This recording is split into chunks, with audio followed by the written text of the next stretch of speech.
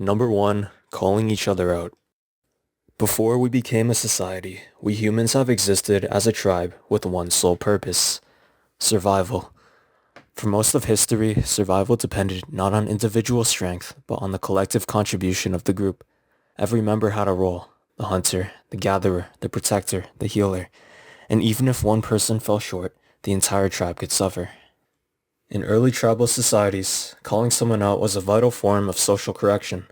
When a person showed weakness, made poor decisions, or disrupted group harmony, the tribe confronted them to protect collective survival, since complacency, selfishness, or slacking could endanger everyone. It was crucial to keep individuals sharp, responsible, and aligned with the tribe's expectations. In the modern day, the same instinct to call each other out still exists, but is no longer for survival, but rather to see each other grow, improve, and most importantly, win. In social environments such as friend groups, workspaces, the gym, social activities, people call each other out because we want to see those improvements being made in the people who we care about. Being surrounded by the right group of people who hold you accountable to a certain standard is key to living a successful life. Online spaces like social media and forums often amplify negativity in a way that real life doesn't, with people bringing hostile energy to comment sections in search of arguments, drama, and a false sense of importance. Many attack others from behind a screen because it's easier than confronting their own flaws, using criticism as a defense mechanism to protect the ego and prove righteousness rather than help anyone improve. This shows up in common dismissive phrases like "you're cooked," "fell off," "it's over, bro," which are framed as just honesty. But if your life was so good, why should you care about another person's downfall? Number 2. Social hierarchy and level of respect. A social hierarchy is an invisible ranking system that shapes how much respect, attention, and affection people give to one another, and it operates largely on instinct as we constantly read cues about who has power and influence. While it can be based on things like money, popularity, beauty, confidence, fame, or intelligence, the drive behind it comes from ancient survival needs in early tribes, where recognizing and responding to rank could mean safety or exile. That same unconscious instinct still guides behavior today, just masked by politeness and professionalism, and it exists in every group, such as schools, workplaces, and friend circles. The people who are on the higher end of the social hierarchy receive high levels of respect and love from the people around them, while the people at the lower end of the social hierarchy are either invisible to the world or acknowledged for all the wrong reasons. And the crazy part is, most of this happens in silence. Nobody says it out loud, but everyone knows exactly where they stand, and let me tell you, that shit hurts real bad. Respect is claimed to be given equally, but it's usually conditional, shaped by factors like social status, physical appearance, and personality traits that influence where someone falls in society's social hierarchy and how they are treated day to day. Because humans naturally seek belonging, acceptance, and recognition, many strive to climb this hierarchy by improving their job, appearance, communication style, and social circle. While these efforts can help people feel more valued and included, the drive for higher status can also become harmful when pride and ego push some to chase validation at any cost, even to the point of hurting those they care about. Number 3. Avoiding danger.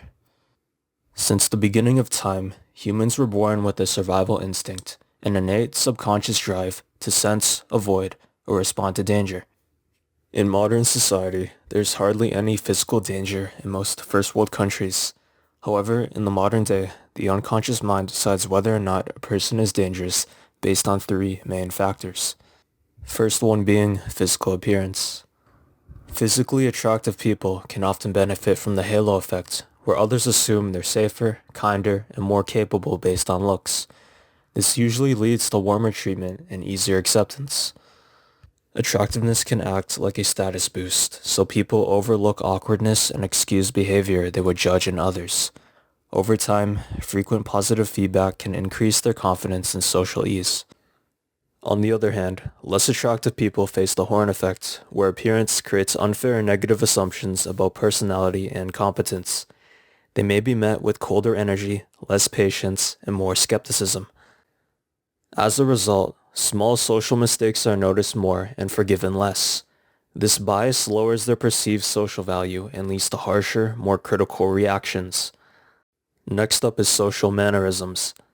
When a person carries themselves confidently and shows positive social mannerisms, such as welcoming facial expressions, relaxed posture, natural eye contact, respectful boundaries, calm tone, these signs can indicate that a person is a safe and comfortable person to be around. The opposite is often true of people who come across as nervous, distant, or aggressive. They may display uncomfortable social mannerisms such as little to no eye contact, poor posture, distracted or minimal listening, a loud or harsh tone, and a lack of respect for personal boundaries. Poor social mannerisms are extremely off-putting in social environments, leading to a lack of meaningful conversations or people just avoiding you entirely. Last factor is going to be past life experiences. People with positive past life experiences such as overcoming challenges, building hobbies, and meeting many people often seem calm, confident, and relatable, which earns them respect. Those experiences strengthen communication, social awareness, and emotional balance, so they listen well, stay steady, and make others feel safe. They also tend to have a stronger self-worth and boundaries, which signals self-respect and brings better treatment. People with negative life experiences such as facing failures, setbacks, or betrayal may come across as guarded, insecure, or unsure, which can reduce trust and respect. They might misread situations, overreact, or withdraw from conversation to avoid judgment, making interactions feel tense.